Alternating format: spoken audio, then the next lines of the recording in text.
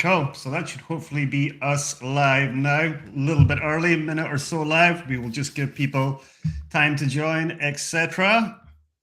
All good. How was your week been anyway, Rush? All good? All good, all good. I'm prepared to jump into the weekend, you know. Indeed. That makes two of us. That makes No, two but of us. overall, it was a really successful week. So yeah, I can't wait to see what you'll share because like Mm, I am not a fractional CFO, but I'm a huge AI geek, you know. So mm. Yeah, it should be pretty interesting. Hopefully, for everybody involved, should be quite sure. enlightening because I built this with like literally not writing a single line of code, nothing at Oh. all, not even basic HTML, nothing. Just kind of built this from scratch, Mm, and yeah, it kind of works, which is quite insane. But yeah, we're entering a kind of whole new world. Especially in the last 2 months, the kind of advancements in AI have been crazy. So yeah, we're entering a whole new kind of world. mm. Message from Jan. Hey Jan from Ottawa. Shout out to Jan. I guess since we had somebody say hello, our video and audio stream must be all good. Perfect. Excellent. Nadine, good morning from Toronto. So we'll just give it like 2-3 minutes, everybody, just to let people filter in, and then we will kick off. Good afternoon, Rez from South Wales. Shout out to Rez.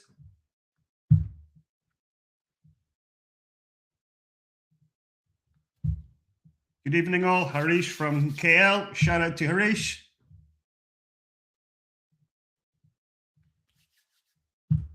Okay, we are at 1 minute past 12.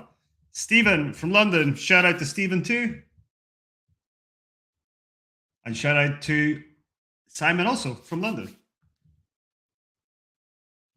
Good morning, Mark. Good morning, Mark. Good morning, Sam. Good morning, Oskan. Good morning, Connor. Good morning, lots of people. I guess we could be here for the entire webinar if I say good morning to everybody.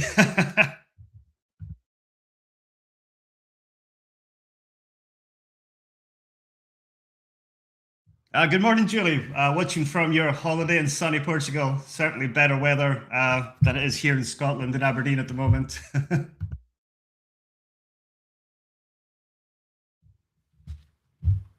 Hey, Ronan, shout out.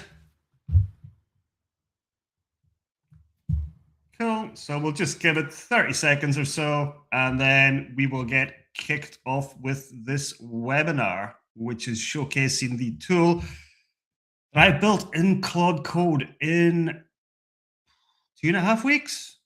Yeah, I first posted the message about it, saying I built it in 2 weeks, and it's been half a week now. So yeah, 2.5 weeks.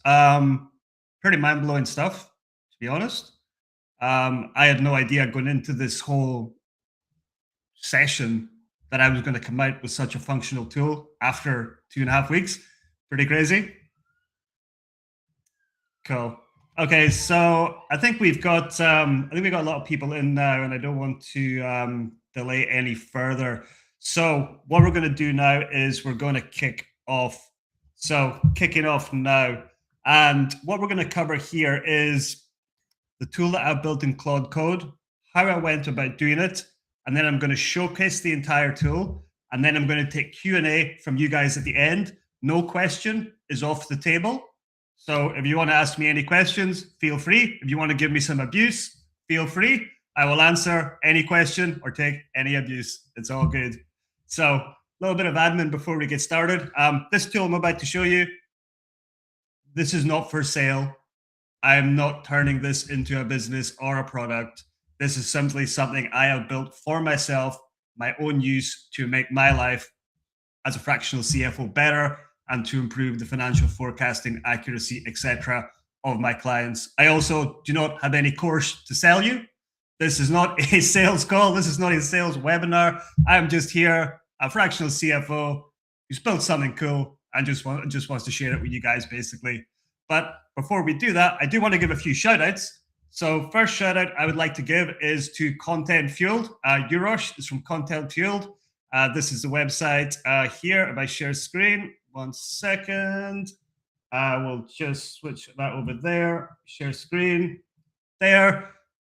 You share okay. So yep, shout out to Content Fueled. Urosh is on this call also. With the kind of rise of AI, you guys will have seen on LinkedIn, a lot of the posts are just basic generic AI slop. It's not this, it's that. I don't know about you, but I just scroll past it. So that's why I think video is going to be one of the most important things going forward, especially if you're a fractional CFO or a self-employed finance professional. The way to differentiate yourself is video. And Content Fueled do really good kind of YouTube channels for people. And I would also say like and subscribe to my own YouTube channel. We have a few videos there at the moment, but we've got quite a few in production.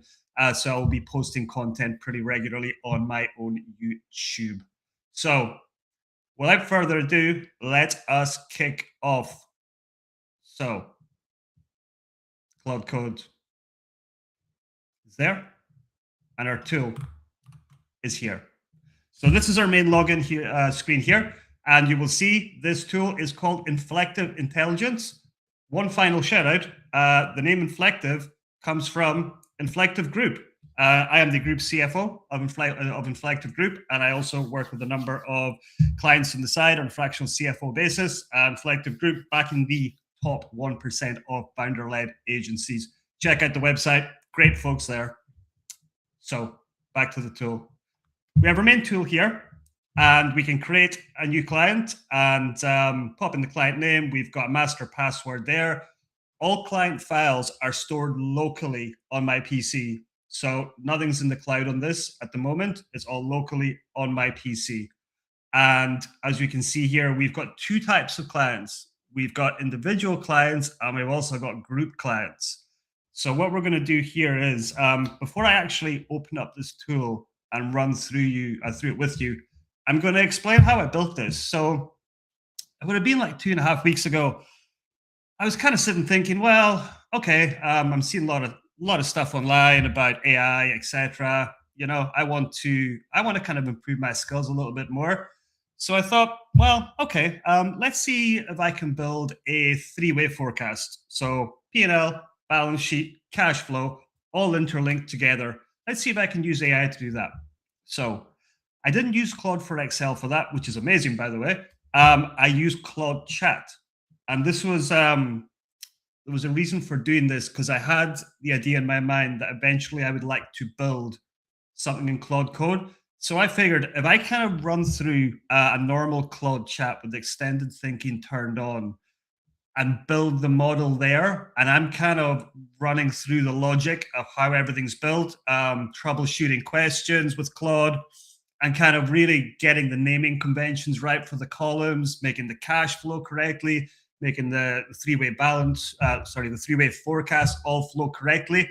That would be good kind of training for Claude so it can see my kind of thinking, my logic, and how I build things. And then after maybe a couple of days, we got to the end and had a pretty solid three-way forecast cash model in Excel. Then what I did was I used that Claude Chat as the context for the project that will be built in Claude Code, which was really, really useful for getting that context there. And I also thought, okay, if I'm building an app, what do I like and what do I don't like about all the major apps for FP&A forecasting? So I did a bit of research, played about. I was like, okay, I like this part from that one. I like this part from that one. I like this part from that one. And then I thought to myself, okay, what do I wish I had that current tools don't have? So I kind of did a little mind map, put all that together. And then with the Claude Chat and my little mind map, I put that into Claude Code as well, and that gave it a whole lot of context to start building with, because providing that context up front is super, super useful. I didn't actually watch any YouTube videos, read any guides, read any blogs, do any courses or whatever. I just took a systems thinking approach to this. I can recommend this book if anybody's interested in systems thinking. Brilliant book, really, really worthwhile. And it certainly helps when thinking in systems, as the name would suggest. So let us first of all open up a individual company before we have a look at a group. So we click client demo. And let's first of all go to the settings. So for the settings here, we of course have the client. Let me zoom in a bit. We've got the client name. We've got our currency, GBP, USD, EUR. We can set our financial year end, in this case, December. And we can also set our forecast horizon 1, 2, 3, 4, 5 years. And we've got a lock date there. And I will come on to this later. I've also connected my Claude API key here. And I have given this demo company some context, because you will see when we come to reporting that I have also included automated AI commentary, and adding a little bit of context here about the actual demo company. It helps make the AI commentary a little bit more specific and useful. So you'll see on the left-hand side, we have multiple different modules. So what we're going to do is we're just going to run down them. But first, we'll start with tax settings. So tax settings here. This is based on UK, because primarily the clients I work with are UK. So we can cater for withholding taxes on employee wages. We can cater for VAT/GST. We can cater for corporation tax, etc. And we can assign what groups we want those taxes to apply to. So for example, payroll categories here, we want that to apply to direct labor and salaries and wages. And we can also add our corporate tax rate as well. And VAT, we can set our VAT quarters. And this links into the forecasting in the background. So in the UK, VAT is paid every quarter. So that means that will automatically kind of flow through on the balance sheet and cash flow for the payment. Corporation tax in the UK is paid 9 months and 1 day after the company year end. So again, when we're kind of forecasting forward to the future, that corporation tax drawdown will always assume 9 months and 1 day after the company year end. And in the UK, payroll is generally paid the following month. So now that our settings and our tax settings are out of the way, let's kind of get to the more interesting part of this webinar, which is the actual tool itself. So at the moment, I do not have a live sync to Xero, QuickBooks, Sage, etc. As a fractional CFO, if the month end on the accounting system, whether it be Xero, QuickBooks, Sage, whatever, is solid and has solid data, then I'm good to go. So I figured it was a better idea than, as opposed to me kind of spending heaps of time at the start, linking into different systems for an auto sync. Let's just do a manual sync while I build out this tool. And then kind of step 2 or step 3 of the development plan will be doing all the fancy stuff, linking directly into other software systems, etc. So to get data on this, 4 things required. Pretty straightforward. P&L, go into Xero, QuickBooks, Sage, pull off a multi-period P&L, and then simply just drag and drop it in here. Same with balance sheet, pull off a multi-period balance sheet, drag and drop it in there. Come to think of it, I could probably just do a trial balance and do a multi-period that way, and that would save having to do 2 reports. Okay, I'll maybe look at that. The other reports we need are age debtors and age creditors. These are quite important, and I will come on to the reasons why as we run through. So once we have our information imported, then we have to map that information.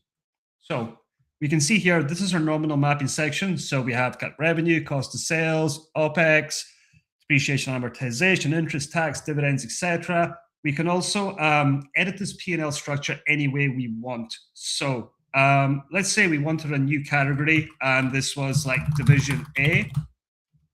We can have division A there, but we can also add subcategories for division A. So like we could do recurring revenue, non-recurring revenue, and we can save that, and we can reallocate any of our existing nominals to our new nominal structure in this tool. So it makes it really handy for kind of customizing the P&L, because as we know, every company is different. Every company requires a kind of custom P&L if we're going to be doing good management reporting.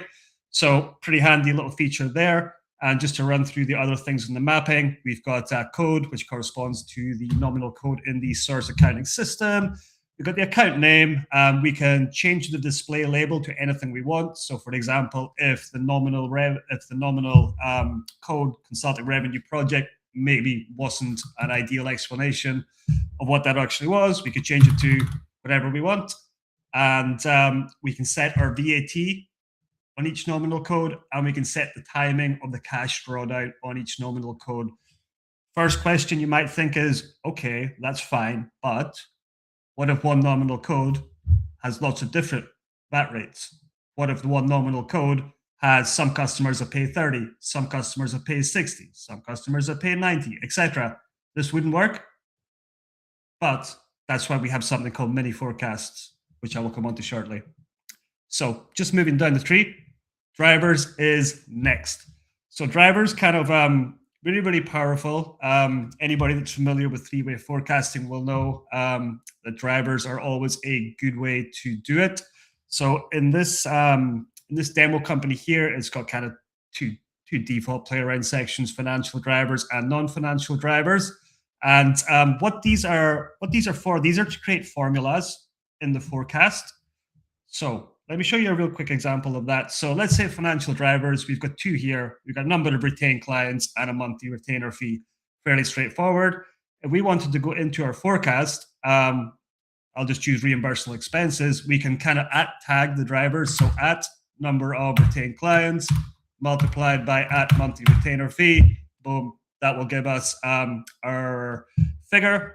So we've got kind of fully customizable drivers. And also one may think, well, okay, that's fine.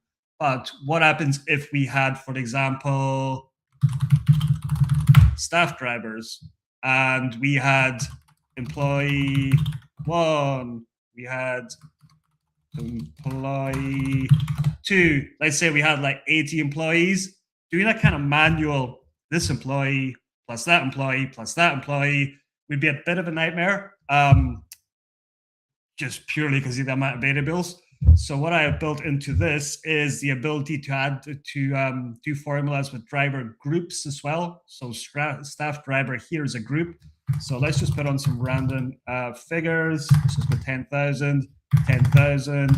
So instead of doing employee 1, 2, 3, 4, 5 to 50, we could simply kind of go into our forecast and we could kind of do open bracket, close bracket.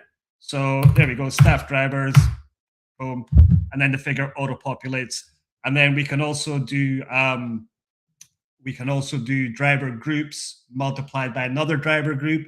So although this wouldn't apply logically, we could do staff drivers multiplied by financial drivers, that kind of thing. So we've got like really good kind of flexibility in terms of building our forecast. And then we also have little mini forecasts. So these are for scenario planning and what if analysis. I will show you scenarios shortly. But remember back when I was explaining the nominal import mapping, what happens if we have one nominal code with different customer payment terms, different VAT payment terms? This is how we could build it. So in this way, it's kind of consulting retained. That would be the group there. And we can set different kind of timing profiles. We can set different VAT codes, etc. So to show you an example, about to create a new one here, let's just pick a nominal retained example. This one's the timing, same month, trade debtors. Let's put VAT on that one. That would be in there. And we can also use our drivers here. So remember, number of retained clients times, can't remember what the driver was called, monthly retainer fee.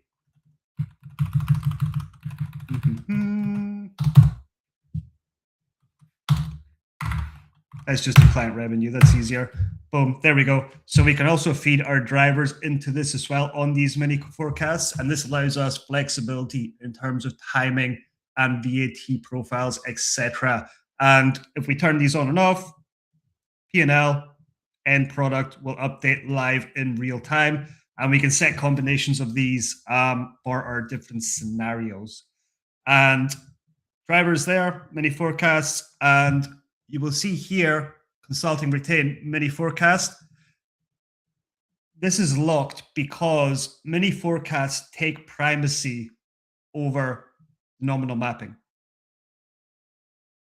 Because if consulting retained is no VAT, for example, as standard, but some of that stuff does, we would build our consulting retained with the correct kind of VAT for each different section. And that would mean the mini forecast will always take primacy on cash flow collection or VAT. And then once we've done all of that, we will get our end product here, which is our forecast. So green highlight is our most recently completed calendar month in this demo data. Everything before that is actuals, and then anything after that is forecast. And the information will kind of flow through. So obviously we've got our revenue there, GP, OPEX. You can see the automated calculations there. That is for the payroll, which was set up in the tax settings. We got EBITDA, depreciation, amortization, EBIT, interest income expense, profit before tax, profit after tax, dividends declared, retained earnings, and then we've got cash on hand down the bottom, just as a quick sense check. So that is how the kind of P&L flows through. Before I come on to balance sheet, I'm going to show you guys some scenarios really quickly. So for scenarios, we always have our baseline scenario, of course. That's basically what we're working on right now. But if we wanted to create a new scenario, so test scenario, test purposes, for example, we can create that one. And you'll see when we activate test scenario, this blue bar here, it will come up and it will stay. So this means we're always working in this test scenario when it's turned on. And any changes we make to this, whether it be the drivers, whether it be the P&L, the balance sheet, anything else, that will only stay changed in the test scenario. And if we turn test scenario off, let's go back to the baseline. That means anything we changed in test scenario will only stay in test scenario, and our baseline will always be intact. And you can see here, budget. So we can make, if we're doing a kind of annual budget, let's say for the year ahead, we've done a bit of zero-based budgeting, we build a budget, all that kind of good stuff. We can hit this little crown icon here, and that will be the master budget for the year. And that's important because when I show you guys the reporting engine and how this works, we can report against the master budget, which is quite handy for obvious purposes. So let's come on to the balance sheet section now. So PS import, same. We just kind of drop in our balance sheet, multi-period there. Balance sheet mapping, we already covered that. Same as P&L, basically. We can go in, edit our balance sheet structure, add sub-accounts, all that kind of good stuff as well. So we won't go into too much detail on that one. Then we come to our age debtors and age creditors. So the way these both work is we just take an export from Xero, QuickBooks, Sage, whatever, drop it in here, and this will be automatically populated in the buckets. So in this example here for age debtors, we've got Acme Corp, Beta Industries, Gamma Solutions, Delta, and Epsilon Consulting. So the good thing about this is we can get really precise on our cash flow forecasting here, because we can say exactly when we want to pay things. But one of the common things I find with some forecasting tools is that, okay, what happens if a customer, let's just say Acme Corp, £12,000 current due, but the customer is kind of having some troubles with cash flow or whatever, and they say, look, we can only pay you 6,000, but we'll pay you 6,000 later, kind of thing. And we agree, okay, fine, we'll agree that payment plan with them. We could go, okay, cool, we'll pay 6,000 in July 2024, but the other 6,000 is going to come in September 2024. And then that will draw down exactly on those months correctly. So now we can get really kind of accurate with our age debtors, with our age creditors. As part of our kind of month-end close, we would always do an age debtors, age creditors review. But now we can get super accurate kind of with our cash flow forecasting and pulling those forward. So age creditors, exact same. I won't spend much time going through that since it operates via the same procedure. We can still split payments out. It will still recognize the cash flow, all that kind of good stuff. Next up, we have a prepayment and accrued income module. So let me just kind of X out some of these, and I'll kind of start from scratch. Note the balance sheet variance is off here because it's demo data, and I just deleted those here. but I'll just show you how this works. So let's say we're doing a prepayment.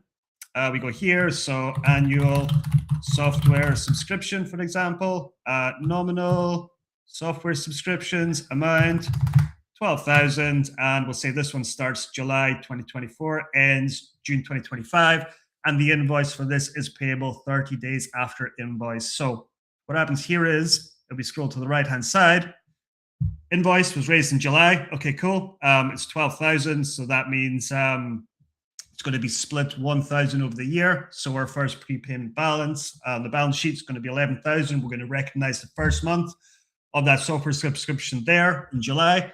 But we also look here, we can see the cash impact, and we can change that 60 days. We can change that 90 days. And this auto posts in the balance sheet and the cash flow. So we can kind of set up our prepayments, our accrued income, our accruals, our deferred income, etc. And it's all auto posted in the background, which is super, super, super handy. And we can get really accurate with this as well. We can change it whenever we want. Really, really functional, and saves a lot of work once we've got this kind of set up. Once we've got our kind of opening prepayments, accrued income set up, everything just flows through. And as we know, accruals and deferred income is just the opposite of prepaid and accrued income. So that works the exact same way. But the handy thing is everything flows in the background. We don't need to mess about with manual journals, anything like that. All automated, all flows through. Great. And then we have loans. So for example, in this demo company, term loan, equipment finance, principal 50K, interest rate 6%, drawdown, term months, repayment type, is it interest only or is it capital and interest? And we can also cater for interest only period of months. So if for this loan, if the interest only period was like, I don't know, 5 months, then it would auto calculate down here and it will show us our kind of repayment schedule. And again, all of this is automated in the background for the cash flow, balance sheet, the interest is split between current and non-current liabilities for the loans, all that kind of good stuff, full kind of 3-statement modeling, all flows through in the background, all nice and easy, all automatic, and we can see our kind of breakdown there. So super, super handy for loans. We also have fixed assets here, works very kind of similar. Our description, our cost base, any residual value expected at the end. Is it tangible? Is it intangible? Start month, method, straight line, reducing balance, useful life months, depreciation, P&L code, and it will also show us our kind of depreciation schedule here. And again, similar to the rest, this is all auto-posted once we've set it up in the background. So we do it this way. We've got our prepayments, our accruals, our accrued expenses, our deferred income, our loans, our fixed assets, etc. We've got everything solid here, and it all flows through into the model in the background. And then we will show our kind of balance sheet output here. And as we said before, green highlight, current month, previous months, actuals, and then anything after that is forecast. That's what our balance sheet looks like. And we have a little kind of balance sheet check down the bottom just to make sure it does actually balance, which, as we know, is quite important. So that's how the balance sheet works. And now let's have a look at cash flow. So we have 3 options for cash flow. We've got indirect method, we've got direct method, and we've got something that's a work in progress at the moment. This is not complete, a 13-week cash flow. So at the moment, the software has just gone, okay, cool, we'll just split everything over 4 weeks. But in development, I'm going to make this a lot more granular for 13-week cash flow forecasting week by week. So this is just very much an experimental section. But if we have a look at kind of the kind of direct method here, so if we remember from the start from our tax settings, for example, we said that VAT is generally paid every quarter. So ignore this. This is just demo data. So VAT payment, VAT payment, VAT payment. We said our corporation tax is generally paid 9 months and 1 day after the year end. Well, here's January, there's September. Corporation tax is being drawn down correctly. And we can see our loans there as well. Info is a bit random because I just typed random stuff when we were doing the loans. Any dividends paid. And then, yeah, everything kind of flows through. And we can see opening cash, closing cash, match up, all that kind of good stuff. So What will we do next? Shall we do reports or shall we do goal seek? Let's do goal seek. So goal seek, quite a handy tool here.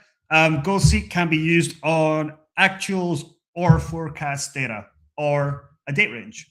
So let's pick a date range here. I don't know, January 24 to, I don't know, let's go December 24. So at the moment, what we choose, let's go for, because this works on free cash flow, net cash flow, EBITDA. Let's go EBITDA. That's an easy one.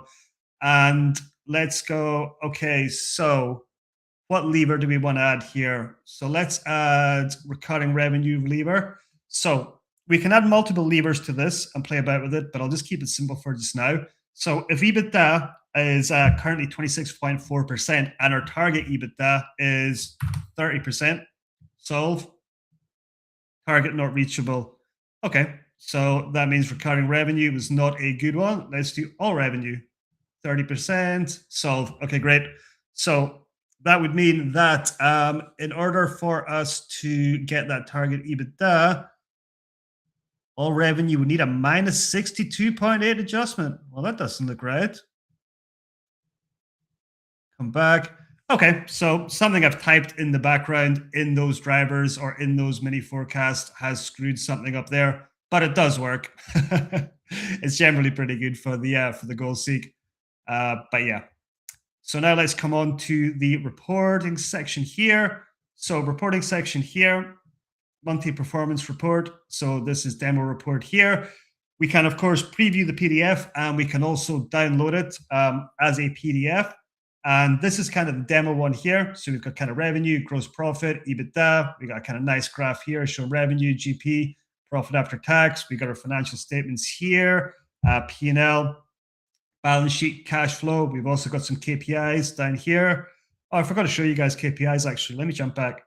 So yeah, we've got full KPIs here as well that can be calculated in any way we want. So we can have financial data. We'll zoom in a bit. Or we can have non-financial data like headcount.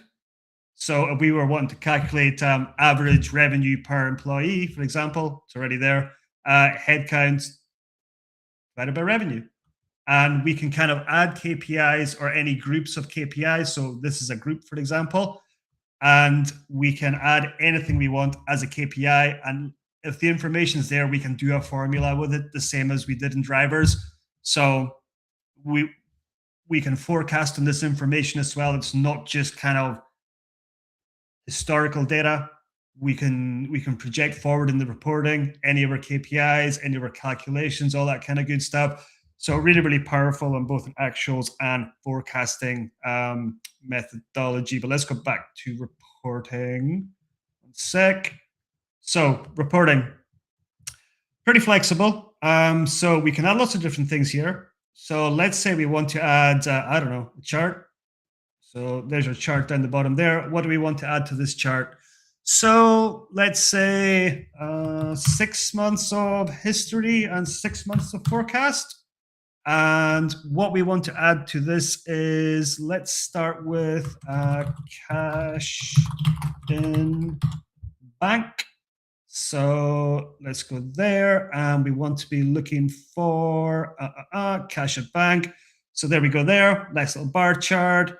What also might be useful to overlay on this might be net cash flow. So we want to make this one actually a line chart. And let's choose net cash flow, whatever it's hiding. There we go. Boom. So we can kind of build any of our kind of charts, graphs, or whatever really, really easily using any of our nominals or any of our KPIs. So for example, headcount, we could add that on. So totally customizable to build kind of anything we want here. So really, really good there. In terms of the overall look and feel of these, we can upload kind of a company logo if we want. We can change the branding colors, all that kind of good stuff. Cover style, minimal, branded. So pretty kind of functional. And let's do another test of something. So remember near the start, we mentioned AI commentary. So AI commentary here. So AI commentary, so I don't know, revenue analysis, there we go. topic, revenue analysis. So we've got different sections or a custom topic. So any additional instructions or context? Okay, cool. Give me a revenue analysis over the last 6 months, let's say. Generate commentary. See what happens. Hopefully this works. I only added this a day or two ago. Let's find out.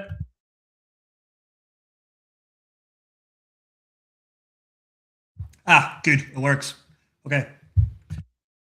So blah, blah, blah. Agency demo, solid revenue, blah, blah, blah, blah, blah, blah, blah. Fine. So we can add AI commentary, and then we can obviously edit it any way we want. Lots of other kind of stuff we can add in here. I won't spend too long here because I want to leave time for Q&A, but we can do like budgets versus actuals. We can do kind of comparison, this month versus last month, change, text commentary, financial tables, key numbers, etc., etc., etc. So we can basically build our own report in any way we want, which is kind of really, really handy, and the output's pretty good for presenting to clients, etc. Because clients don't want to use a forecasting tool. They don't want to log in. They don't want another piece of software. They just want a really nice looking report that explains everything in detail with good variance analysis, good commentary, etc., etc. So pretty powerful. So I'm just going to very, very briefly show you group consolidation because I do want to leave time for Q&A. So just make sure I've actually showed you everything I was going to show you. KPI, scenarios, tax settings, goal seek, blah, blah, blah. Yep, cool. Okay. So let's go back and let's go into a group demo for consolidation. So in this group demo, we've got 3 members: agency group A, agency demo, and agency creative. One of them is in USD currency, as you can see there, agency creative, and agency demo and agency group limited are GBP currency. So we have the overview of our group here, all 3 members loaded, consolidations up to date, balance sheet balances across the group. And here's a quick highlight of the kind of last 12 months on this group with that demo data. And we can add new members to the group if we want. We can view the consolidated P&L. We can change the chart of accounts mapping. And we've also got eliminations for any intercompany that we can play about with as we wish. And we've also got some FX rates loaded in here also, which is handy for the USD to GBP conversion. And for the group P&L, group balance sheet, group cash flow, we can add some group KPIs. Don't have any demo data at the moment.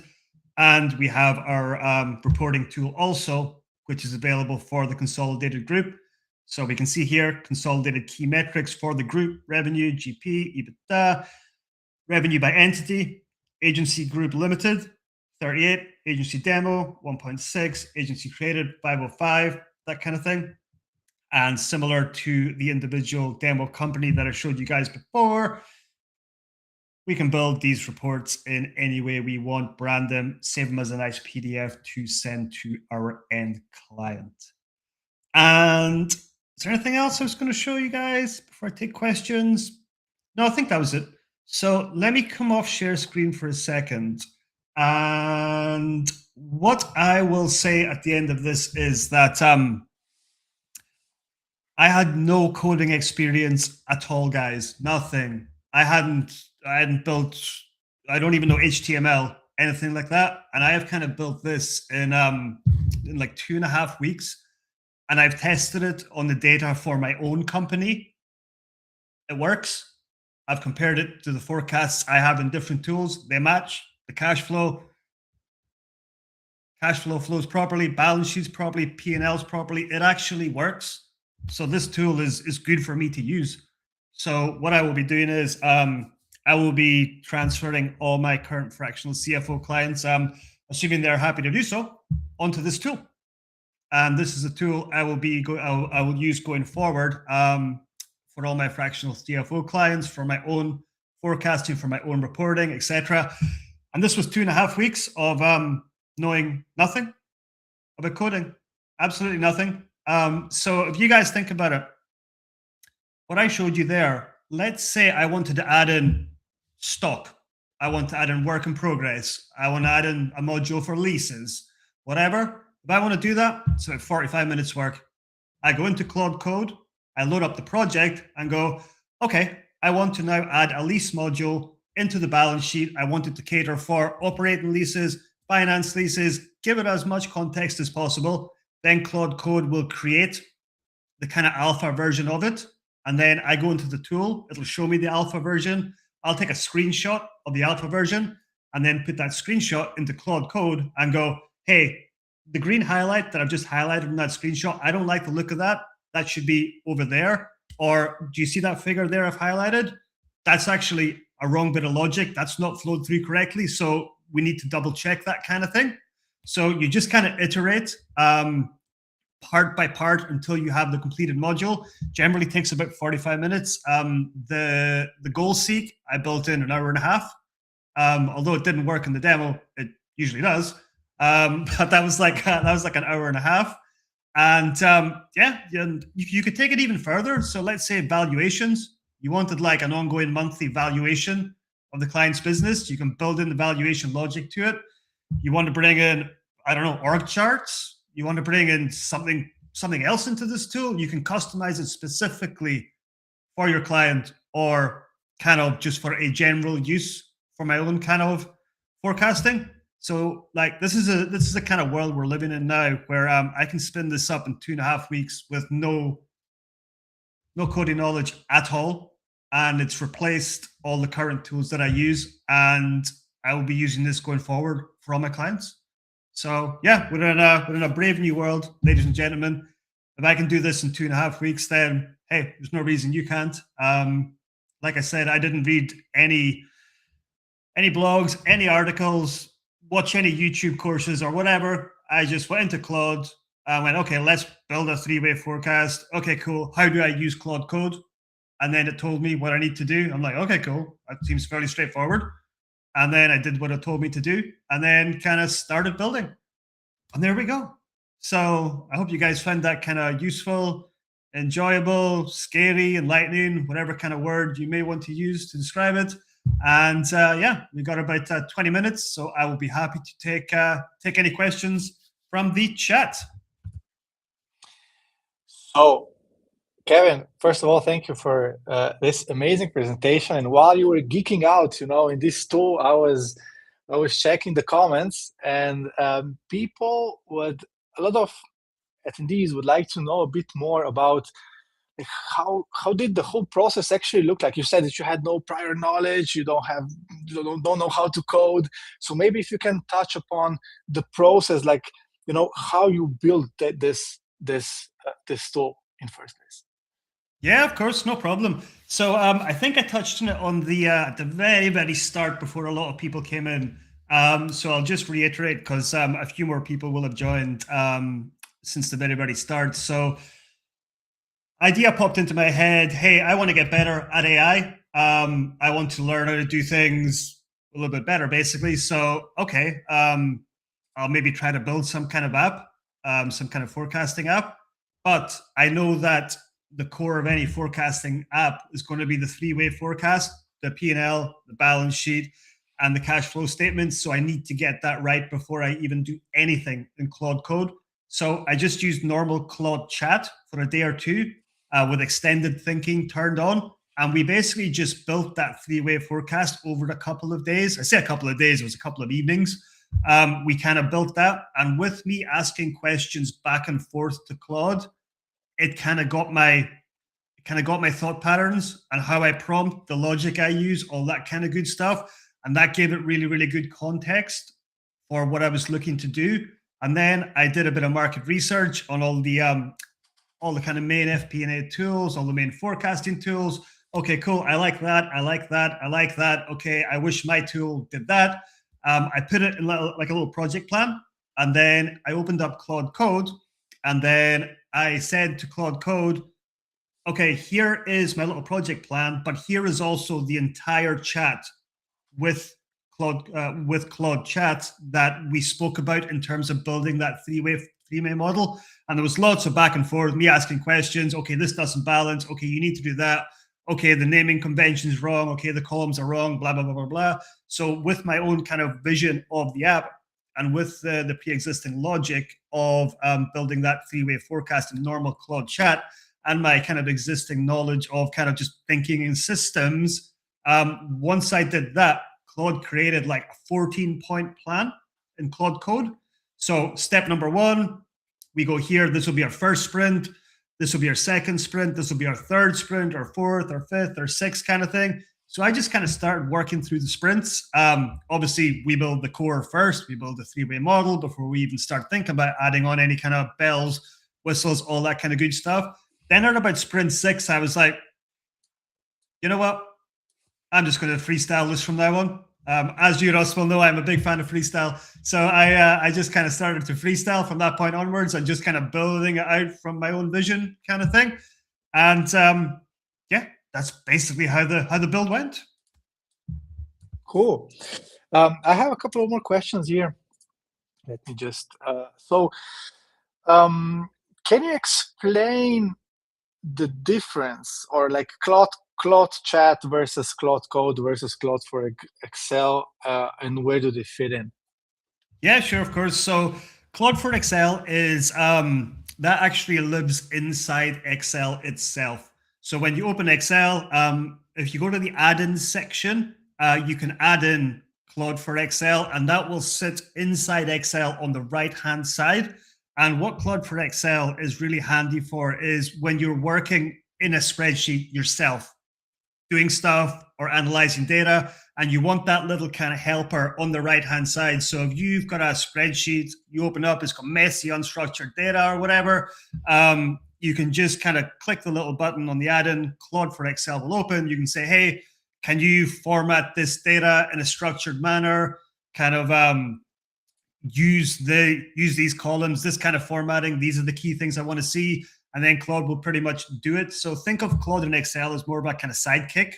It'll just kind of help you manipulate data. It can also build spreadsheets on the fly, add new tabs, all that kind of good stuff. So for a lot of finance professionals, Claude for Excel is your new best friend because it's so handy. Really, really, really useful. Normal Claude, what I call Claude Chat, that's like if you use ChatGPT, for example, you just load up, you ask it questions.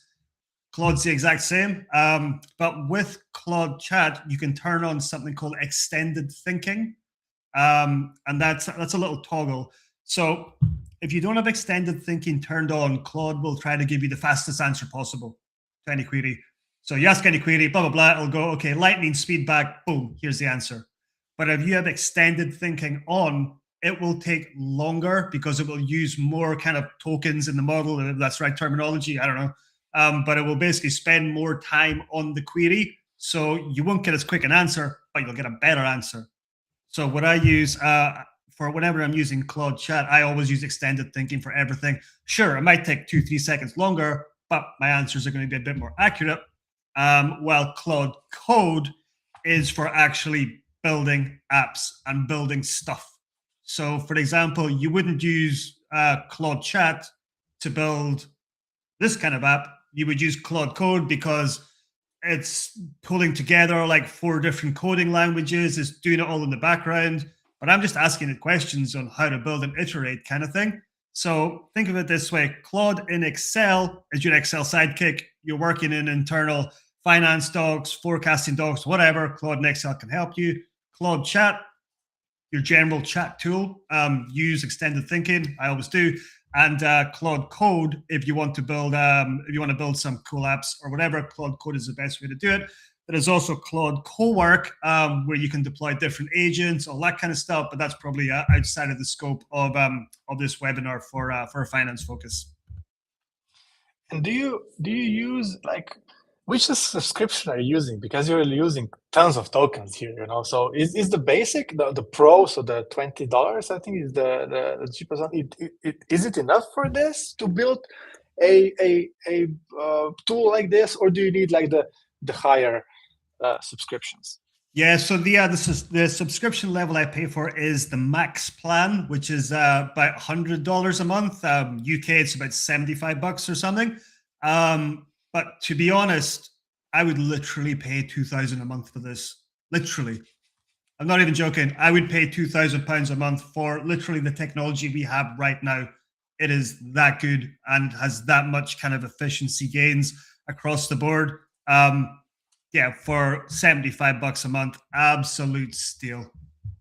So basically, if I understand the logic right, you are just like, having a chat with Claude chat to kind of to like clean up the logic and to kind of understand, to kind of give it all the context and so on, and then you go into the Claude code, which is the app building side of this project, and again you just have a conversation with it. Yep. And what I really love about what you mentioned this before, I don't know if you guys picked up on, but this is one thing that Claude Code does really well. You can do a screenshot of whatever and just like import that screenshot and explain to Claude like what you don't like about that, or maybe certain text should be somewhere else on the page, and it will just kind of understand and fix that for you. So this back and forth becomes really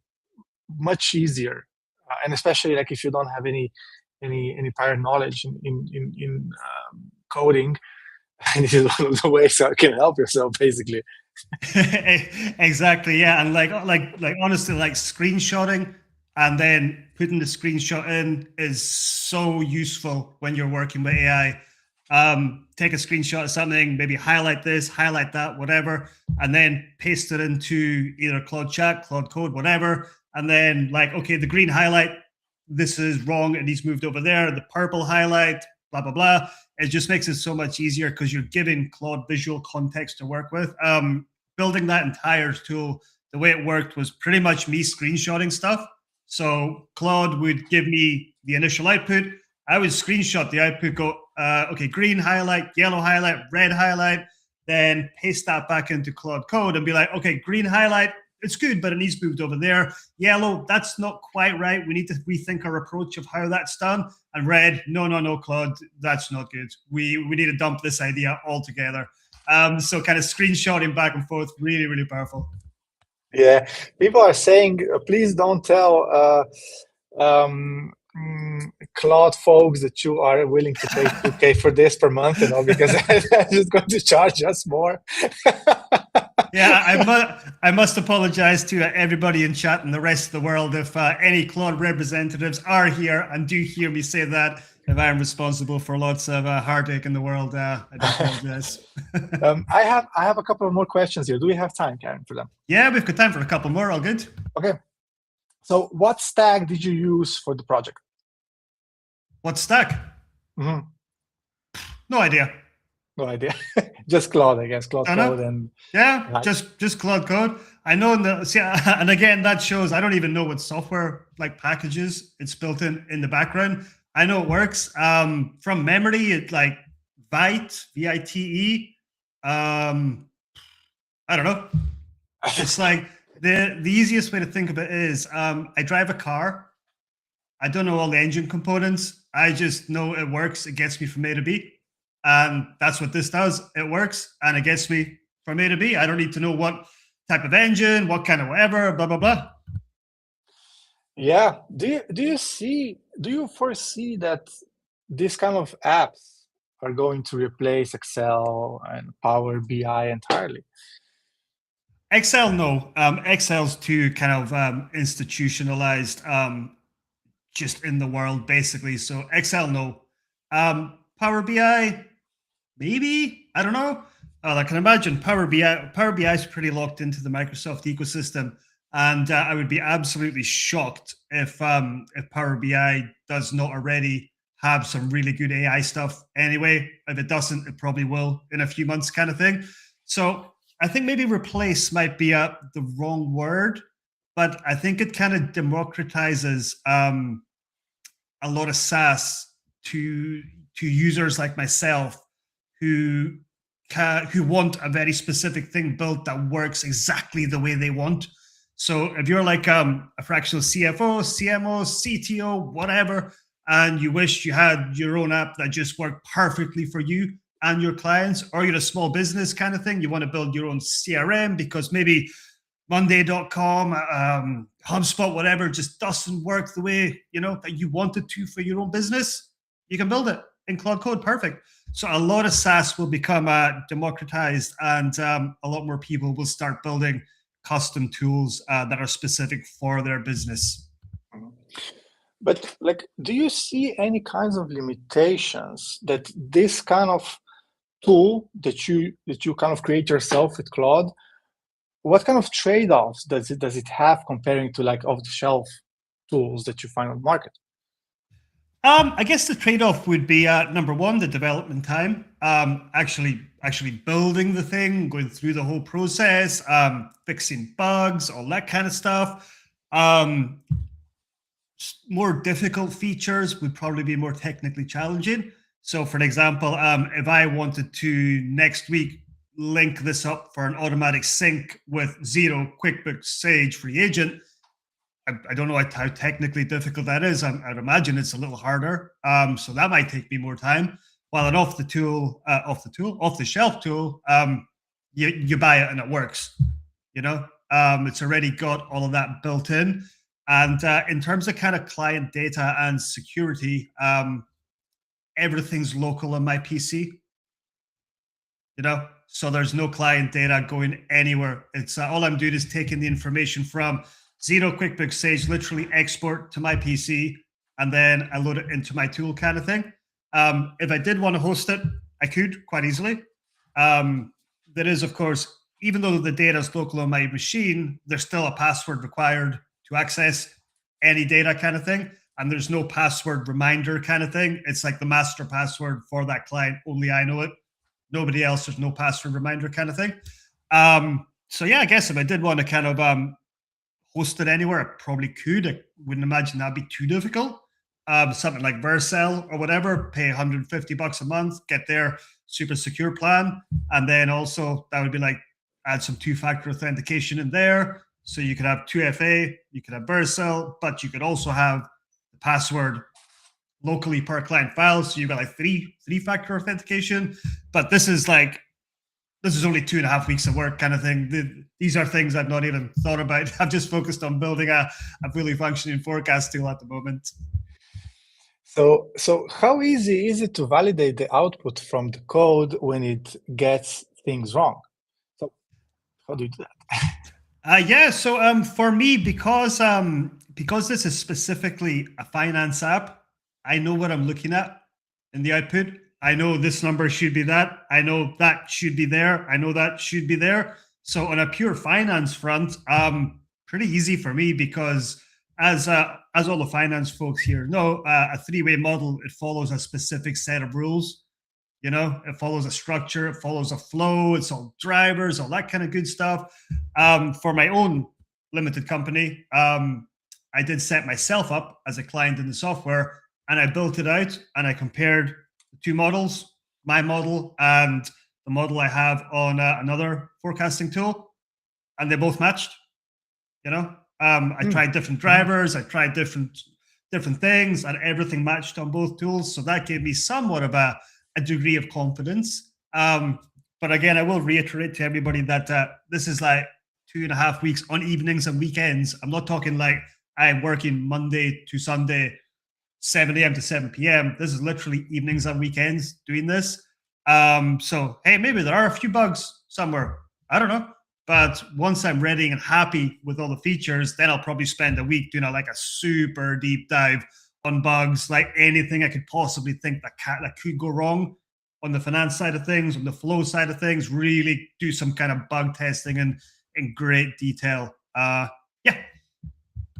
Cool. Super interesting.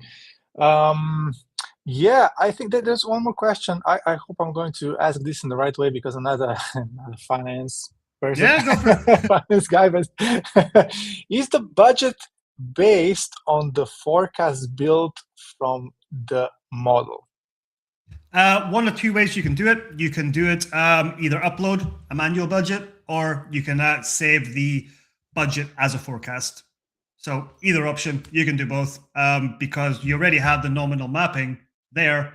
So you can just kind of import that budget with a full nominal mapping. That will kind of play everything out. Or you can turn on a different scenario. Remember in the tool we had those scenarios. We could turn on a new scenario, build out our budget, and then set that scenario as the master budget, and then that would be the budget built in the tool. Or we can kind of manually upload CSV, XLS for the budget, and that will auto-populate. Mm-hmm. Did you add guardrails and any security issue for you faced so far? I have not faced any security issues so far. Reason being that it's purely demo data and my own limited company. Not actually put any real client data on this yet because it's only been 2.5 weeks kind of thing. But everything is stored locally. It's all local on my device and in Claude. That's the only places it lives, and GitHub for the actual source code. But that's locked down and used by millions of companies around the world, just as strong as using Microsoft for your email kind of thing. So the answer is I've not had any need for security concerns at the moment because it's 100% local on my device. Cool. Yeah, that's more or less it from the questions. Cool. Okay, great. In that case, we are coming up to 1 p.m. here in Scotland, UK. So I will say thank you very much, ladies and gentlemen, for your participation in this webinar. And check out my YouTube at Kevin Steele CFO. You will see some videos coming up there produced by Urosh and the guys at Content Fuel. That's content-fuel.com. And one final shout out to Inflective Group. That's INFLECTIV group.com. Hope you enjoyed. Have fun. Thanks, folks.